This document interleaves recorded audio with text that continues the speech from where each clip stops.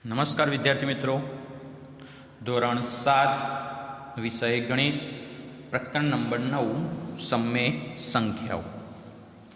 તો 9.1માં પરિચય.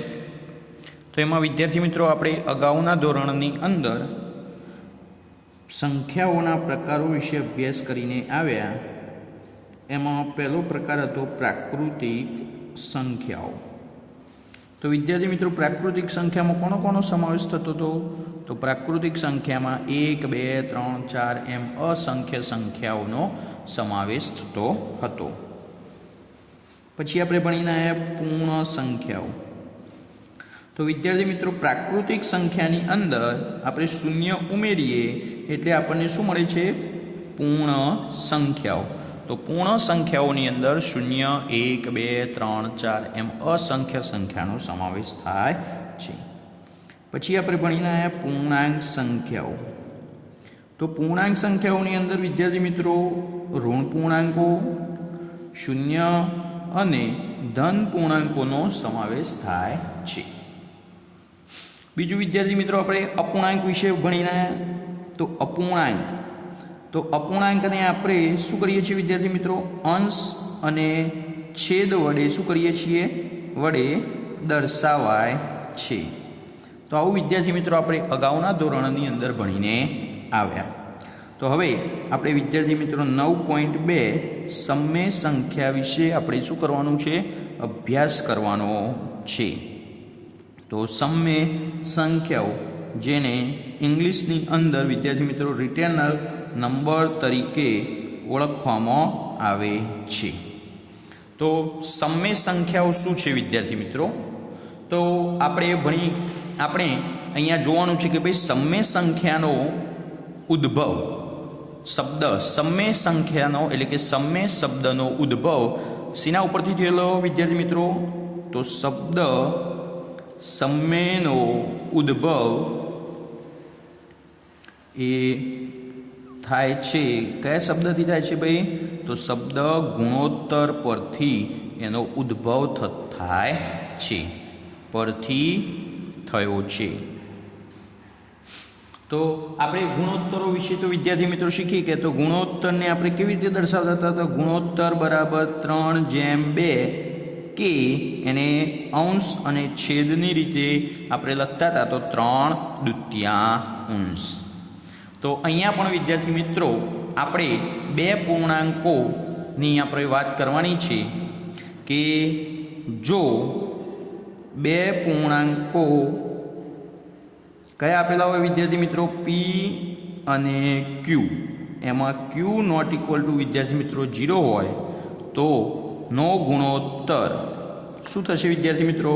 તો એનો ગુણોત્તર P/Q કે આપણે એને P/N વડે પણ P/Q વડે પણ શું કરવામાં આવે છે ભાઈ? દર્શાવાય છે. તો આ ખાસ વિદ્યાર્થી મિત્રો આપણે ધ્યાન રાખીશું. હવે આપણે સમય સંખ્યાની શું જોવાની છે વિદ્યાર્થી મિત્રો? વ્યાખ્યા. તો સમય સંખ્યા કોને કહેવાય? તો જે સંખ્યાને સમય સંખ્યા,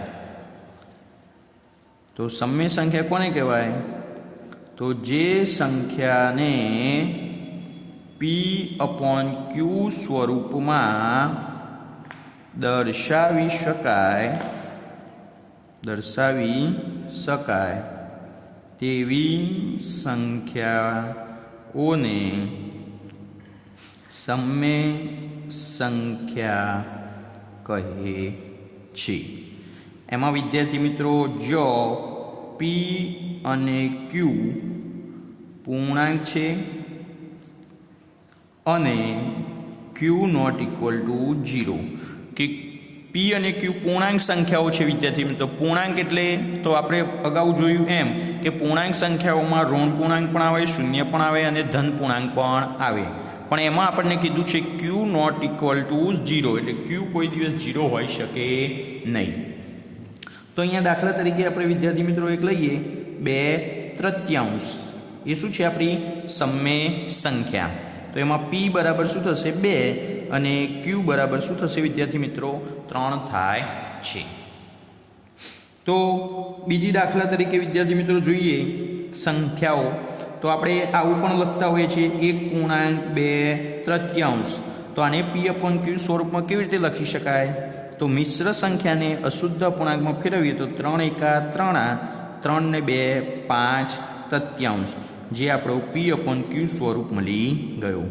ચલો બીજો જોઈએ તો 0.5, તો આ દશાંશ અપૂર્ણાંક છે વિદ્યાર્થી મિત્રો, તો એને સાદા અપૂર્ણાંકમાં ફેરવીશું તો 5 દશાંશ, તો આ પણ આપણો શું થશે? p/q સ્વરૂપ આપણને મળી જાય છે. બીજું વિદ્યાર્થી મિત્રો 8 એકલા આપેલા હોય તો પણ 8ની નીચે શું છે? કંઈ નથી, એટલે શું લખી શકાય? 1 લખી શકાય. તો આને પણ આપણે સમય સંખ્યા કહીએ છીએ. જો શૂન્ય આપેલું હોય વિદ્યાર્થી મિત્રો તો શૂન્યને પણ આપણે સમય સંખ્યા કહી શકાય. કેમ? તો એને p/q સ્વરૂપે દર્શે તો 0 ભાગ્યા અહીંયા કોઈ પણ સંખ્યા તમે લખી શકો, 3 પણ લખી શકો, 4 પણ લખી શકો, 5 લખી શકો, જે લખ્યું હોય એ નીચે સંખ્યા લખી શકાય. સમાન સમય સંખ્યાઓ, તો વિદ્યાર્થી મિત્રો આપણે સમાન સમય સંખ્યાઓ શોધવી હોય તો આપણે શું કરવું પડે? તો વિદ્યાર્થી મિત્રો સમાન સમય સંખ્યાઓ શોધવી હોય તો ધારો કે અહીંયા એક ઉદાહરણ લઈએ 2/3. તો હવે 2/3ની આપણે સમાન સમય સંખ્યાઓ શોધવી છે. તો વિદ્યાર્થી મિત્રો આપણે આ જે અપૂર્ણાંક છે, આ જે સમય સંખ્યા છે એ સમય સંખ્યાને અંશ અને છેદમાં સરખી સંખ્યા વડે શું ગુણવાથી વિદ્યાર્થી મિત્રો આપણને એનો સમાન સમય સંખ્યા મળે છે.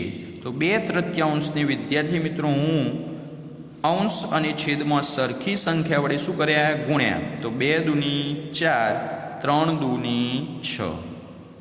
જો બીજી સમય સંખ્યા શોધવી હોય તો શું થાય? તો 2/3ને પાછા 3 વડે છેદમાં, તો અંશમાં પણ 3 વડે ગુણો, એટલે ઉપર 6, અહીંયા 9. એટલે શું થયું વિદ્યાર્થી મિત્રો? તો 2/3, 4 ષષ્ઠમાંશ અને 6 નવમાંશ આ બધા કેવા થયા? સમાન સમય સંખ્યા. એટલે અહીંયા શું લખાય? બરાબર. એટલે વિદ્યાર્થી મિત્રો ટૂંકમાં સમાન સમય સંખ્યા શોધવી હોય તો અંશ અને છેદમાં સમાન સંખ્યા વડે ગુણવાથી આપણને સમાન સમય સંખ્યાઓ મળે છે. હવે બીજું વિદ્યાર્થી મિત્રો એક ઉદાહરણ જોઈએ 10/15. તો અહીંયા વિદ્યાર્થી મિત્રો 10/15ની અંદર અહીંયા 5 અને અહીંયા પણ 5 વડે શું કરી શકાય છે? ભાગી શકાય છે. તો વિદ્યાર્થી મિત્રો સમાન સમય સંખ્યા શોધવી હોય તો સરખી સંખ્યા વડે ભાગવાથી પણ આપણને શું મળે છે? સમાન સમય સંખ્યા મળે છે. એટલે ટૂંકમાં વિદ્યાર્થી મિત્રો સમાન સમય સંખ્યા શોધવી હોય તો 10/15 આ 2/3 શું થઈ વિદ્યાર્થી મિત્રો? સમાન સમય સંખ્યા થઈ. એટલે ટૂંકમાં વિદ્યાર્થી મિત્રો કે સમાન સમય સંખ્યા શોધવી હોય તો આપણે એ સંખ્યાને સરખી સંખ્યા વડે ગુણવાથી અથવા સરખી સંખ્યા વડે ભાગવાથી આપણને સમાન સમય સંખ્યાઓ મળે છે. હવે 9.4 ધન અને ઋણ સમય સંખ્યાઓ. તો ધન સમય સંખ્યા કોને કહેવાય વિદ્યાર્થી મિત્રો? તો જે સમય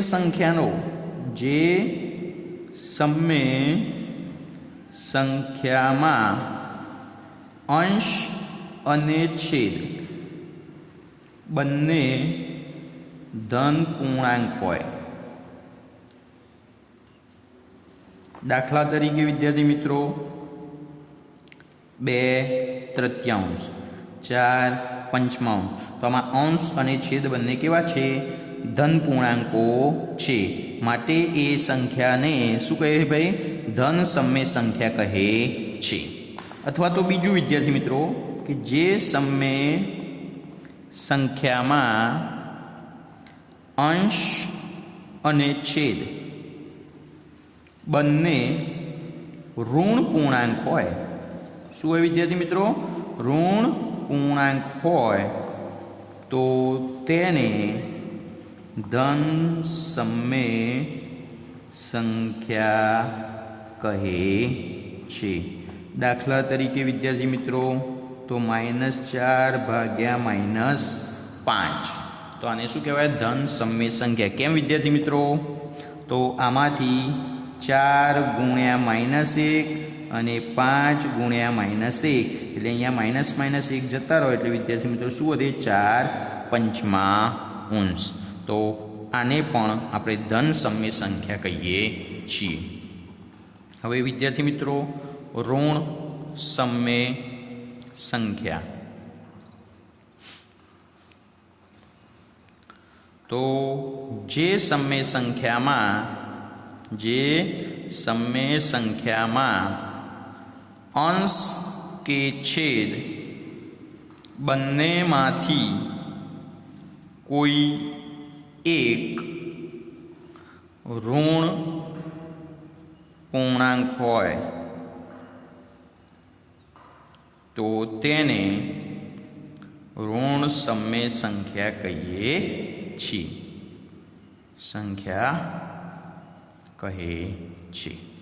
દાખલા તરીકે જોઈએ તો વિદ્યાર્થી મિત્રો તો -2/3 -8/11 3 -4 5 -6 તો આ બધી સંખ્યાઓને આપણે શું કહીએ છીએ વિદ્યાર્થી મિત્રો? ઋણ સમય સંખ્યાઓ તરીકે ઓળખવામાં આવે છે. અને બીજું વિદ્યાર્થી મિત્રો એક ખાસ ધ્યાન રાખીશું કે સંખ્યા શૂન્ય એ ધન કે ઋણ સમય સંખ્યા નથી. કોઈ પૂછે કે ભાઈ શૂન્ય શું છે? તો શૂન્ય એ ધન કે ઋણ સમય સંખ્યા નથી. તો ખાલી જગ્યામાં પણ આપણને પૂછાઈ શકે કે ખાલી જગ્યા એ ધન કે ઋણ સમય સંખ્યા નથી. તો શું આવશે વિદ્યાર્થી મિત્રો? શૂન્ય. 9.5 સમય સંખ્યાનું સંખ્યા રેખા પર નિરૂપણ. તો કેવી રીતે વિદ્યાર્થી મિત્રો થાય? તો અહીંયા વિદ્યાર્થી મિત્રો એક 2/3 આપણને આપેલું છે. તો 2/3 સમય સંખ્યાનું આપણે સંખ્યા રેખા ઉપર નિરૂપણ કરવાનું છે. તો સૌપ્રથમ આપણે માપપટ્ટીની મદદથી વિદ્યાર્થી મિત્રો શું કરીશું? સંખ્યા રેખા દોરીશું. હવે સંખ્યા રેખા ઉપર વિદ્યાર્થી મિત્રો સમાન અંતરે આપણે શું કરીશું? ટપકા કરીશું.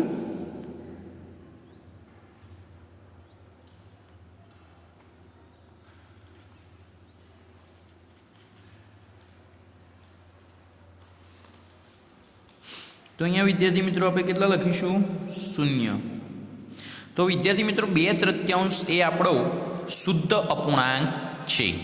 તો શુદ્ધ અપૂર્ણાંકની અંદર વિદ્યાર્થી મિત્રો શુદ્ધ અપૂર્ણાંકની કિંમત એ 0 અને 1ની વચ્ચે આવે છે. કારણ કે અહીંયા ધન પૂર્ણાંક છે એટલે 0 અને 1ની વચ્ચે આવે છે. તો 0 અને 1ની વચ્ચે વિદ્યાર્થી મિત્રો આપણે કેટલા ભાગ પાડવા પડે? તો અહીંયા સૌપ્રથમ વિદ્યાર્થી મિત્રો અહીંયા વચ્ચોવચ્ચ આપણે 0 લખીએ. તો હવે 0 થી જમણી બાજુએ જઈએ તો આપણને શું મળે છે? ધન પૂર્ણાંકો. તો અહીંયા 1 લખીએ, અહીંયા 2 લખીએ. જો 0ની ડાબી બાજુએ આવીએ તો આપણને શું મળે છે? ઋણ પૂર્ણાંકો મળે છે. તો 0 થી 1 અને ઋણ 1 એ સમાન અંતરે આવેલા છે. 2 અને -2 પણ 0 થી કેવા આવેલા છે? સમાન અંતરે આવેલા છે. તો વિદ્યાર્થી મિત્રો 2/3 એ આપણો શુદ્ધ અપૂર્ણાંક છે. એટલે શુદ્ધ અપૂર્ણાંકનું મૂલ્ય 0 અને 1ની વચ્ચે હોય છે. તો 0 અને 1ની વચ્ચે વિદ્યાર્થી મિત્રો આપણે છેદ કેટલા છે? 3. તો આપણે 3 સરખા શું કરીશું? ભાગ પાડીશું. તો અહીંયા 3 સરખા આપણે વિદ્યાર્થી મિત્રો ભાગ પાડી દઈએ. તો આપણે 1, 2 અને 3 એ આપણે સરખા ભાગ પાડ્યા. તો એમાં પહેલો ભાગ છે વિદ્યાર્થી મિત્રો 1/3, બીજો ભાગ છે 2/3 અને આ ત્રીજો ભાગ એટલે 3/3 એટલે શું કહેવાય? 1. એમાં અંશ કેટલો છે વિદ્યાર્થી મિત્રો? 2. તો અહીંયા જે સંખ્યા છે એના ઉપર આપણે શું કરીશું? આમ રાઉન્ડ કરીશું. તો તો 2/3 ઉપર આપણે રાઉન્ડ કર્યું તો આ શું થયું વિદ્યાર્થી મિત્રો? સંખ્યા રેખા ઉપર એનું નિરૂપણ થયું એમ કહી શકાય. હવે વિદ્યાર્થી મિત્રો 5/3 આપેલું હોય અને એનું સંખ્યા રેખા ઉપર નિરૂપણ કરવું હોય તો આપણે કીધું એમ સૌ પ્રથમ શું કરવાનું વિદ્યાર્થી મિત્રો? સંખ્યા રેખા દોરીશું. ત્યારબાદ તેના ઉપર શું કરીશું? સરખા અંતરે ટપકા કરીશું.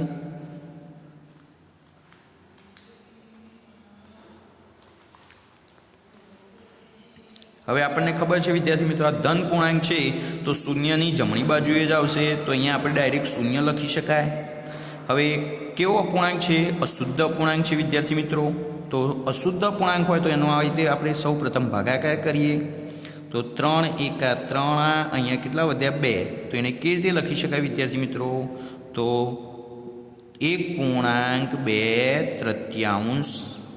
તો આ 1 પૂર્ણાંક એટલે 1 તો થઈ ગયો વિદ્યાર્થી મિત્રો. તો 1 અને 2ની વચ્ચે આ સંખ્યા આવશે. તો અહીંયા વિદ્યાર્થી મિત્રો આપણે શું લખ્યું ભાઈ? 0. તો અહીંયા સરખા અંતરે આપણે લખી દઈએ અહીંયા 1. હવે 1 અને 2ની વચ્ચે વિદ્યાર્થી મિત્રો શું કરવાનું? કેટલા સરખા ભાગ પાડવાના? આપણે 3 ભાગ પાડીશું. એમાંથી આપણે કયો ભાગ લઈશું? બીજો. તો અહીંયા 1, 2 અને આ 3 સરખા ભાગ પાડેલા છે વિદ્યાર્થી મિત્રો. એમાં બીજો ભાગ તો આ પહેલો ભાગ થાય 1.1/3, 1.2/3. તો એના ઉપર અહીંયા વિદ્યાર્થી મિત્રો આપણે શું કરીશું? ગોળ રાઉન્ડ કરીશું. જે આપણી સંખ્યા કઈ છે ભાઈ? 5/3 છે. તો અહીંયા વિદ્યાર્થી મિત્રો આપણે લખીશું 1, પછી અહીંયા શું આવશે? 4/3, અહીંયા 5/3. તો એ આપણી વિદ્યાર્થી મિત્રો શું થઈ? સંખ્યા. ચલો હવે કોઈ ઋણ પૂર્ણાંક લઈએ વિદ્યાર્થી મિત્રો. તો -4/5 એનું સંખ્યા રેખા ઉપર આપણે નિરૂપણ કરવું છે. તો સૌ પ્રથમ આપણે શું દોરીશું? સંખ્યા રેખા દોરીશું. હવે ઋણ પૂર્ણાંક છે વિદ્યાર્થી મિત્રો એટલે શૂન્યની કઈ બાજુએ આવે? ડાબી બાજુએ આવશે.